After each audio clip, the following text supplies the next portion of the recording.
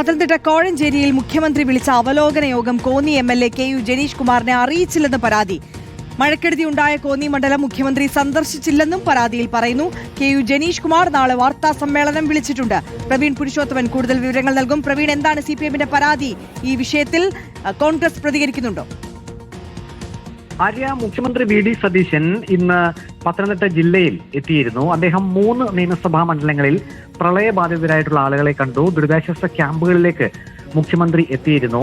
ആദ്യം ആറന്മുള മണ്ഡലത്തിൽ ഉൾപ്പെട്ട ദുരിതാശ്വാസ ക്യാമ്പുകൾ അദ്ദേഹം സന്ദർശിച്ചു. പിന്നീട് റാന്നിയിലേക്ക് എത്തി. അതിനുശേഷം തിരുവല്ല നിയമസഭാ മണ്ഡലത്തിലെ ദുരിതാശ്വാസ ക്യാമ്പിലും മുഖ്യമന്ത്രി വി.ഡി. സതീശൻ എത്തിയിരുന്നു. കോഴഞ്ചേരിയിൽ ഇന്ന് മുഖ്യമന്ത്രിയുടെ നേതൃത്വത്തിൽ ഒരു അവലോകന യോഗം ചേർന്നിരുന്നു. അതിൽ എംഎൽഎമാർ ഉൾപ്പെടെ ജനപ്രതിനിധികൾ ഉൾപ്പെടെയുള്ളവർ പങ്കെടുത്തിരുന്നു, ഉദ്യോഗസ്ഥരും പങ്കെടുത്തിരുന്നു. ആ യോഗത്തിലേക്ക് കോന്നി എംഎൽഎ കെ.യു. ജനീഷ് കുമാറിനെ ക്ഷണിച്ചില്ല, അല്ലെങ്കിൽ അക്കാര്യം അറിയിച്ചില്ല എന്നുള്ളതാണ് ഇപ്പോൾ CPIM-ന്റെ ഒരു പരാതിയായി വന്നിരിക്കുന്നത്.